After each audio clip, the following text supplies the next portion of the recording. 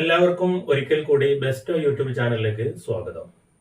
ഇന്ന് നാം ചർച്ച ചെയ്യാൻ ഉദ്ദേശിക്കുന്നത് +1 തുല്യതയുടെ സ്റ്റാറ്റിസ്റ്റിക്സിലെ മൂന്നാമത്തെ അധ്യായമാണ്. മൂന്നാമത്തെ അധ്യായത്തിലെ 2 പാർട്ട് വീഡിയോകൾ നാം ഇതിനു മുമ്പ് തന്നെ ചാനലിൽ അപ്ലോഡ് ചെയ്തിട്ടുണ്ട്. മൂന്നാമത്തെ അധ്യായമായ ഓർഗനൈസേഷൻ ഓഫ് ഡാറ്റ, ദത്തങ്ങളുടെ വർഗീകരണം. ഈ അധ്യായത്തിൽ നാം ചർച്ച ചെയ്തിരുന്നത് എങ്ങനെയാണ് ദത്തങ്ങളെ വർഗീകരിച്ചത്. 4 രീതിയിൽ നമുക്ക് വർഗീകരിക്കാൻ പറ്റുമെന്ന് പറഞ്ഞു.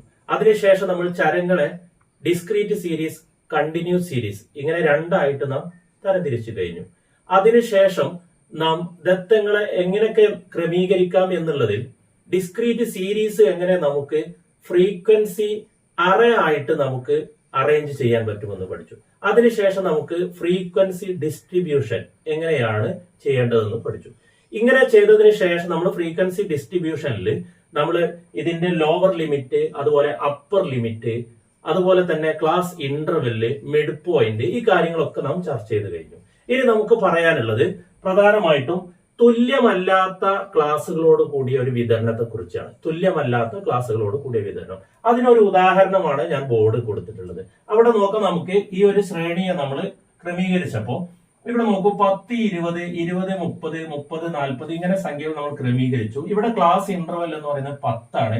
പക്ഷെ ഇവിടെ ആവൃത്തി, ഈ സംഖ്യകളുടെ ആവൃത്തി നോക്കൂ, ഇവിടെ 2 നമ്പറിൽ ഈ ഒരു പ്രത്യേക മാർക്ക് ചെയ്ത സ്ഥലത്ത് നമുക്ക് കാണാൻ പറ്റും 40 മുതൽ 50 വരെ എന്നുള്ളത് 19 പേരും, അതുപോലെ 50 മുതൽ 60 വരെ 21 പേരുമാണ്. അതായത് ബാക്കിയുള്ള നമ്പറുകൾ വളരെ കുറവാണ്.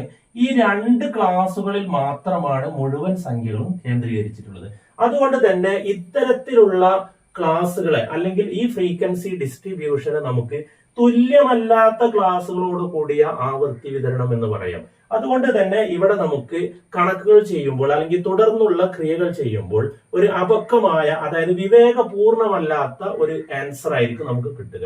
അപ്പൊ അതുകൊണ്ട് തന്നെ ഇത്തരത്തിലുള്ള തുല്യമല്ലാത്ത ക്ലാസുകളോട് കൂടിയ വിതരണത്തെ നമ്മൾ വിവേകപൂർണമായി വർഗീകരിക്കേണ്ടതുണ്ട്. അപ്പൊ ഇവിടെ നമ്മൾ ചെയ്യാറുള്ളത്, ഇവിടെ 40 മുതൽ 50 വരെ, അതുപോലെ 50 മുതൽ 60 വരെ, ഇതിനെ നമ്മൾ ഒന്നും കൂടെ ചെറുതാക്കി ഇതിനെ മാത്രം നമ്മൾ 40 മുതൽ 45 വരെ, അതുപോലെ 45 മുതൽ 50 വരെ, 50 മുതൽ 55 വരെ, 55 മുതൽ 60 വരെ. അതായത് ഇവിടെ 2 ക്ലാസ്സുകൾ ഉണ്ടായത് നമ്മൾ ഇവിടെ 4 ക്ലാസ്സുകളിലേക്ക് ഈ നിർണയിക്കുന്ന ഈ സംഖ്യകളെ, അതായത് 19 എന്നുള്ളതിനെ നമ്മൾ സ്പ്ലിറ്റ് ചെയ്യേണ്ടി വരും. അതായത് നിർണയ വിലകളെ നമ്മൾ എണ്ണി നോക്കിയിട്ട് തിട്ടപ്പെടുത്തേണ്ടി വരും. അതായത് 2 ക്ലാസ്സുകളെ 4 ക്ലാസ്സുകളിലേക്ക് ക്രമീകരിക്കേണ്ടി വരും. ഇങ്ങനെ ചെയ്യുമ്പോഴാണ് വിവേകപൂർണമായുള്ള ഒരു വിതരണം നമുക്ക് ഉണ്ടാവുകയുള്ളൂ. ഇനി നമുക്ക് അടുത്ത ഒരു പോയിന്റിലേക്ക് കടക്കാം. ഇതുവരെ നമ്മൾ ചർച്ച ചെയ്തിരുന്നത് ഒരു ചരത്തെ കുറിച്ചുള്ള അല്ലെങ്കിൽ ഒരു വേരിയബിളിനെ കുറിച്ചുള്ള ചർച്ചകളായിരുന്നു. അതുകൊണ്ട് തന്നെ അതായത് കുട്ടികളുടെ മാർക്ക് ആണെങ്കിൽ മാർക്ക്, അല്ലെങ്കിൽ കുട്ടികളുടെ ഉയരം, അല്ലെങ്കിൽ കുട്ടികളുടെ തൂക്കം, അല്ലെങ്കിൽ ഒരു പ്രദേശത്തെ വൈദ്യുതി ഉപഭോഗം, ഇങ്ങനെ ഒരൊറ്റ ഡാറ്റയെ കുറിച്ചായിരുന്നു നമ്മൾ ചർച്ച ചെയ്തിരുന്നത്. ഇത്തരം ഡാറ്റകളെ നമ്മൾ ഏകചര ദത്തം എന്നാണ് സൂചിപ്പിക്കുക. എന്നാൽ ചില സന്ദർഭങ്ങളിൽ 2 ഡാറ്റകളെ കുറിച്ച് ചർച്ച ചെയ്യേണ്ടി വരും.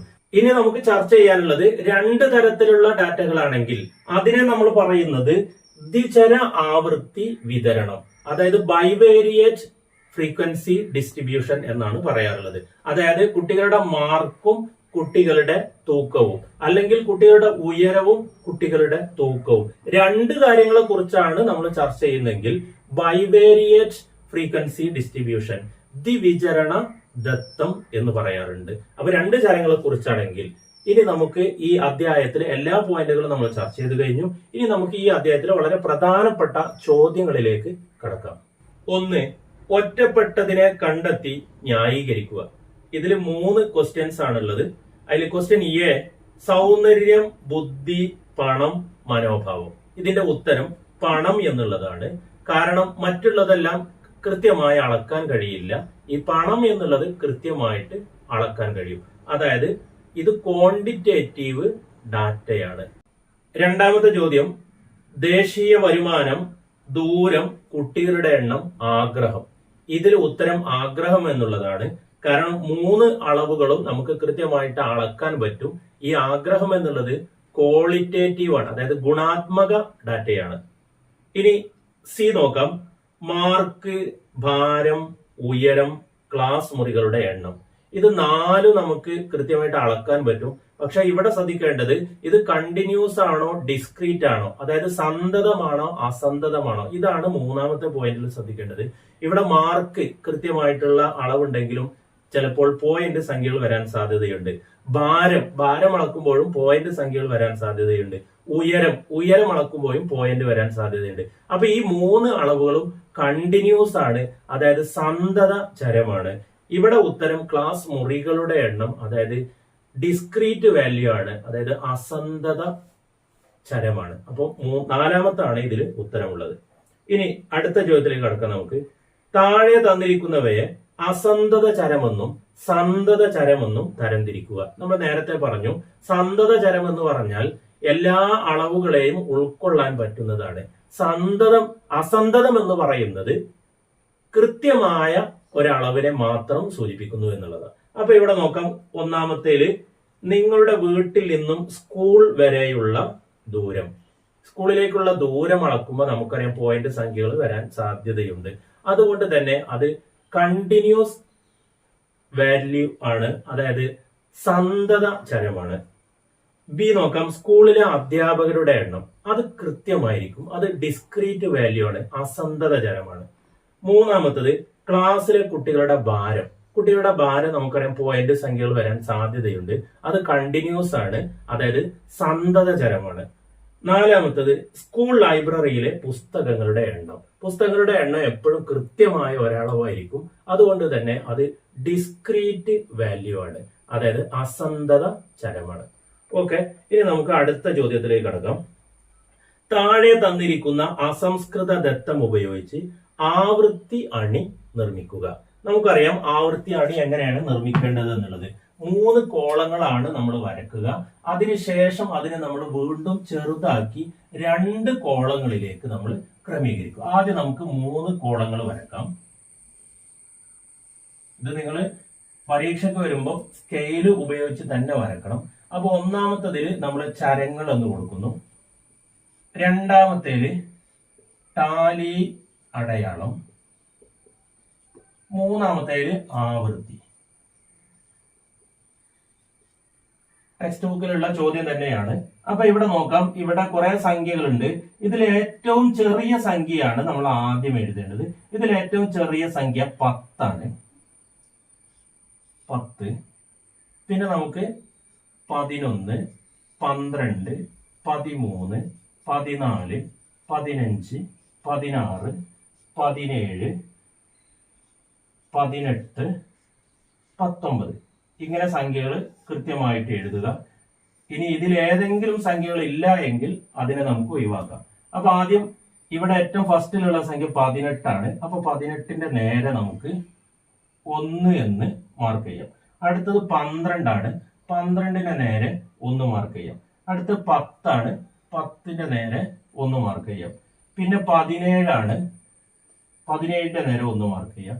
പിന്നെ 14, 12 വീണ്ടും ഉണ്ട്. അപ്പൊ അതിന്റെ നേരെ 1 കൂടെ മാർക്ക് ചെയ്യാം. പിന്നെ 10, 10ൽ നമുക്ക് 1 കൂടെ മാർക്ക് ചെയ്യാം. അടുത്ത 17, 17 1 കൂടെ ഉണ്ട്. 18, വീണ്ടും 17, 12, 14, 10, 19, 14, 18, 14, 12, 17,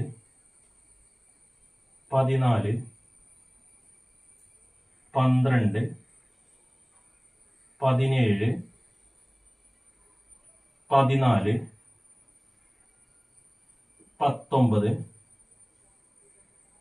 18, 17. ഇത് 4 ഉണ്ട്. 5 ആകുമ്പോൾ ക്രോസ് ആയിട്ട് വരക്കാം. 15. ഇനി നമ്മൾ ഇത് കൂട്ടി എഴുതുന്നു. 10 എന്നുള്ളത് 3. ഇവിടെ 11 0 ആണ്. അപ്പൊ നമ്മൾ 11 വേണമെന്നില്ല. അടുത്ത 12 4. 13 എന്ന സംഖ്യ ഇല്ല. അപ്പൊ നമുക്ക് 13 എഴുതണമെന്നില്ല. 14 5, 15, 1, 16 എന്ന നമ്പർ കാണാനില്ല, 17, 5, 18, 4, 19, 2. ഇങ്ങനെ നമ്മൾ എഴുതിയ ശേഷം ഇനി നമ്മൾ 2 കോളങ്ങളിലേക്ക് ചുരുക്കുക. ഇവിടെ നമ്മൾ ചരങ്ങൾ എന്ന് കൊടുക്കുക. ഇവിടെ നമ്മൾ ആവൃത്തി. അപ്പോൾ 10 3 പ്രാവശ്യം, 12 4 പ്രാവശ്യം, 14 5 പ്രാവശ്യം, 15 1 പ്രാവശ്യം, 17 5 പ്രാവശ്യം, 18 4 പ്രാവശ്യം, 19 2 പ്രാവശ്യം. ഇങ്ങനെ എഴുതുന്നതിനെയാണ് നമ്മൾ ഫ്രീക്വൻസി അറേ, അതായത് ആവൃത്തി അണി എന്ന് പറയുന്നത്. ഇനി നമുക്ക് അടുത്ത ചോദ്യത്തിലേക്ക് കടക്കാം. അടുത്ത ചോദ്യം ചാർട്ട് പൂർത്തീകരിക്കുക എന്നാണ്. അതായത് ദത്തങ്ങളുടെ വർഗീകരണം എന്ന് കൊടുത്തിട്ടുണ്ട്. അതിൽ 4 കോളങ്ങളുടെ ഒന്നാമത്തെ കോളത്തിൽ ഗുണപരമായ തരംതിരിവ് എന്ന് കൊടുത്തിട്ടുണ്ട്. അപ്പൊ രണ്ടാമത്തെ നമുക്കറിയാം അളവനുസരിച്ചുള്ള തരംതിരിവ്. മൂന്നാമത്തെ കോളത്തിൽ നമുക്ക് കാലക്രമം അനുസരിച്ചുള്ള തരംതിരിവ് എന്ന് കൊടുക്കാം. നാലാമത്തെ കോളത്തിൽ നമുക്ക് സ്ഥലമനുസരിച്ചുള്ള തരംതിരിവ്. ഇങ്ങനെ 4 രീതിയിൽ ഡാറ്റകൾ നമുക്ക് തരംതിരിക്കാമെന്ന് പഠിച്ചിട്ടുണ്ട്. ഇനി അടുത്ത ചോദ്യത്തിലേക്ക് കടക്കാം. സാമ്പത്തിക ശാസ്ത്രത്തിന് ലഭിച്ച മാർക്കുകളുടെ അടിസ്ഥാനത്തിൽ തയ്യാറാക്കിയ ആവൃത്തി വിതരണം താഴെ കൊടുത്തിരിക്കുന്നു. ചുവടെ ചേർക്കുന്ന ചോദ്യങ്ങൾക്ക് പട്ടികയുടെ അടിസ്ഥാനത്തിൽ ഉത്തരം കണ്ടെത്തുക. ഒരു പട്ടിക കൊടുത്തിട്ടുണ്ട്. അതിനുശേഷം ഒന്നാമത്തെ ചോദ്യം, പരീക്ഷ എഴുതിയ കുട്ടികളുടെ ആകെ എണ്ണം എത്രയാണ്? ബി, ക്ലാസ് ഇന്റർവെൽ എത്രയാണ്? സി, ക്ലാസ് മധ്യവിലകൾ ഏതെല്ലാമാണ്? ഡി, പരീക്ഷയുടെ പരമാവധി മാർക്ക് എത്രയാണ്? നമുക്ക് ഇതിൽ ഒന്നാമത്തെ ചോദ്യം പറഞ്ഞിരുന്നത് പരീക്ഷ എഴുതിയ കുട്ടികളുടെ ആകെ എണ്ണം എത്ര. അപ്പൊ നമുക്ക് ഈ തന്നിരിക്കുന്ന ആവൃത്തികൾ കൂട്ടിക്കഴിഞ്ഞാൽ നമുക്ക് 101 എന്ന് കിട്ടും. അപ്പൊ ആകെ പരീക്ഷ എഴുതിയ കുട്ടികളുടെ എണ്ണം 101. ക്ലാസ് ഇന്റർവെൽ എത്രയാണ്? ക്ലാസ് ഇന്റർവെൽ എന്ന് പറയുന്നത് ലോവർ ലിമിറ്റും അപ്പർ ലിമിറ്റും തമ്മിലുള്ള വ്യത്യാസം. അതായത് ചെറിയ പരിധിയും വലിയ പരിധിയും, ഇവ രണ്ടും തമ്മിലുള്ള വ്യത്യാസം നോക്കാം. ഇവിടെ കാണുന്നത് 10 ആണ്. അപ്പൊ ക്ലാസ് പരിധി എന്ന് പറയുന്നത് 10. ഇനി ക്ലാസ് മധ്യവിലകൾ ഏതെല്ലാം? മൂന്നാമത്തെ ചോദ്യം, ക്ലാസ് മധ്യവിലകൾ. മധ്യവിലകൾ എന്ന് പറയുമ്പോൾ ഈ 2 സംഖ്യകളും കൂട്ടിയിട്ട് അതിന്റെ പകുതി എടുക്കുക എന്നുള്ളതാണ്. അതായത് 0-ന്റെയും 10-ന്റെയും ഇടയിലുള്ളത്. അപ്പൊ 0 10 കൂട്ടിയാൽ 10 എന്നിട്ട് 10-ന്റെ പകുതി 5. 10 20 കൂട്ടിയാൽ 30 ആണ്. 30-ന്റെ പകുതി 15. അപ്പൊ ഇവിടെ നമുക്ക് 25, ഇവിടെ 35, 45, 55, 65, 75, 85, 95. ഇതാണ് മധ്യവിലകൾ എന്ന് പറയുന്നത്. അപ്പൊ മധ്യവില കണ്ടുപിടിക്കാൻ ലോവർ ലിമിറ്റും അപ്പർ ലിമിറ്റും കൂട്ടുക എന്നിട്ട് പകുതി എടുക്കുക. അതാണ് ഇതിന്റെ മധ്യവിലകൾ എന്ന് പറയുന്നത്. നാലാമത്തെ ചോദ്യം, പരീക്ഷയുടെ പരമാവധി മാർക്ക് എത്രയാണ്? പരമാവധി മാർക്ക് നമുക്കറിയാം 90 മുതൽ 100 വരെയാണ്. അപ്പോൾ 100 ആണ് ഇവിടെ പരമാവധി മാർക്ക് എന്ന് പറയുന്നത്.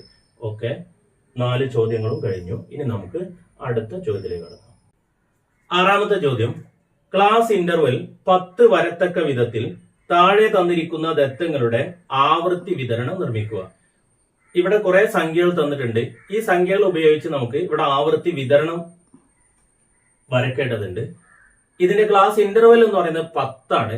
അപ്പൊ ഇതിലെ ഏറ്റവും ചെറിയ സംഖ്യ ഏതാണെന്ന് നോക്കിയിട്ട് നമുക്ക് ഈ രീതിയിൽ ക്രമീകരിക്കാം. ഇവിടെ 2 ആണ് ഈ തന്നിരിക്കുന്ന നമ്പറിൽ ഏറ്റവും ചെറുത്. ഏറ്റവും വലുത് ഏതാ എന്ന് നോക്കി നമുക്ക് അതിനെയും ക്രമീകരിക്കാം. 94 തുടങ്ങിയ സംഖ്യകളൊക്കെ ഉണ്ട്. അപ്പൊ ഇതിനെ 10 ആയിട്ട് ക്രമീകരിക്കുമ്പോൾ നോക്കാം. 0 മുതൽ 10 വരെ, 10 മുതൽ 20, 20 മുതൽ 30, 30 മുതൽ 40, 40 മുതൽ 50, 50 മുതൽ 60, 60 മുതൽ 70, 70 മുതൽ 80, 80 മുതൽ 90, 90 മുതൽ 100. അപ്പൊ ഇങ്ങനെ ക്രമീകരിച്ച ശേഷം രണ്ടാമത്തെ കോളത്തിൽ നമ്മൾ ടാലി അടയാളമാണ്, മൂന്നാമത്തേതിൽ ആവൃത്തിയാണ്. അപ്പൊ ഇങ്ങനെ നമ്മൾ ക്രമീകരിക്കുമ്പോൾ ശ്രദ്ധിക്കേണ്ട ഒരു ഭാഗം, ഇവിടെ 10 വരെയുള്ള സംഖ്യകളാണ് ഈ 0 മുതൽ 10 ഉൾപ്പെടുക. 10 എന്നുള്ള സംഖ്യ തൊട്ടടുത്ത ക്ലാസ്സിലാണ് ഉൾപ്പെടുക. അതുപോലെ ഇവിടെ 20 വരെയാണ്. 20 എന്ന സംഖ്യ അടുത്ത ക്ലാസ്സിലാണ് ഉൾപ്പെടുക. അപ്പൊ നമുക്ക് ഓരോ സംഖ്യയും ക്രമീകരിച്ച് ചെയ്യാം. ഒന്നാമത്തെ സംഖ്യ 38. 38 എന്നുള്ളത് 30ന്റെയും 40ന്റെയും ഇടയിലാണ്. അപ്പൊ ഇവിടെ നമുക്ക് ഒരു വര വരക്കാം. അടുത്ത 24. 24 എന്നുള്ളത് 20ന്റെയും 30ന്റെയും ഇടയിൽ. അടുത്ത 46. 46 എന്നുള്ളത് 40, 50. അതുപോലെ 52 എന്നുള്ളത് 50ന്റെയും 60ന്റെയും ഇടയിൽ. അടുത്ത 28 എന്നുള്ളത് 20ന്റെയും 30ന്റെയും ഇടയിൽ. അടുത്ത 17 10ന്റെയും 20ന്റെയും ഇടയിൽ. 10 എന്നുള്ളത് ശ്രദ്ധിക്കുക, 10 ആണ് കൊടുത്തത്. അപ്പൊ 10 ഇവിടെ അല്ല ഉൾപ്പെടുക, 10 താഴെയാണ് ഉൾപ്പെടുക. ഇതാണ് നമ്മൾ പ്രത്യേകം ശ്രദ്ധിക്കേണ്ടത്. അടുത്ത 22 20ന്റെയും 30ന്റെയും ഇടയിൽ. 55 50ന്റെയും 60ന്റെയും ഇടയിൽ. അടുത്തത് 7 എന്നുള്ളത് 0, 10. 32 എന്നുള്ളത് 30ന്റെയും 40ന്റെയും ഇടയിൽ. അടുത്ത 42 40ന്റെയും 50ന്റെയും ഇടയിൽ. അടുത്ത 18 10ന്റെയും 20ന്റെയും ഇടയിൽ. 55 50ന്റെയും 60ന്റെയും ഇടയിൽ. അടുത്ത 78 70ന്റെയും 80ന്റെയും ഇടയിൽ. അടുത്ത 94 90ന്റെയും 100ന്റെയും ഇടയിൽ. അടുത്ത 62 60ന്റെയും 70ന്റെയും ഇടയിൽ. അടുത്ത 5. ഇങ്ങനെ നമ്മൾ ഓരോ സംഖ്യകളും അടയാളപ്പെടുത്തിയ ശേഷം 5 വരുമ്പോൾ നമ്മൾ ക്രോസ് ആയിട്ട് വരക്കുന്നു. അതിനുശേഷം ഈ സംഖ്യകളെ നമ്മൾ കൂട്ടി അടുത്ത കോളത്തിലേക്ക് എഴുതുന്നു. ഇങ്ങനെയാണ് ഇതിന്റെ ഉത്തരങ്ങൾ ക്രമീകരിക്കേണ്ടത്. നമുക്ക് ഇങ്ങനെയുള്ള ഒരു ചാർട്ട് കിട്ടുന്നതാണ്. അതായത് 0 മുതൽ 10 വരെ 4 നമ്മൾ തല അടയാളം ഉള്ളത്. അത് ആവർത്തി കൂട്ടി എഴുതുക. ഇങ്ങനെ ഓരോ സംഖ്യകൾ നമ്മൾ അടയാളപ്പെടുത്തി ഇവിടെ കൂട്ടി എഴുതിയിരിക്കുന്നു. ഇതാണ് ഈ ചോദ്യത്തിന്റെ ഉത്തരം. ഓക്കെ, ഇന്നത്തെ വീഡിയോ നമ്മൾ ഇവിടെ അവസാനിക്കുകയാണ്. 3ാമത്തെ അധ്യായത്തിലെ എല്ലാ ഭാഗങ്ങളും നമ്മൾ ചർച്ച ചെയ്തു. അതോടൊപ്പം തന്നെ അതിലെ പ്രധാനപ്പെട്ട ചോദ്യങ്ങളും നമ്മൾ ഡിസ്കസ് ചെയ്തു. ഓക്കെ, അടുത്ത വീഡിയോ വരും വരെ എല്ലാവർക്കും താങ്ക് യു.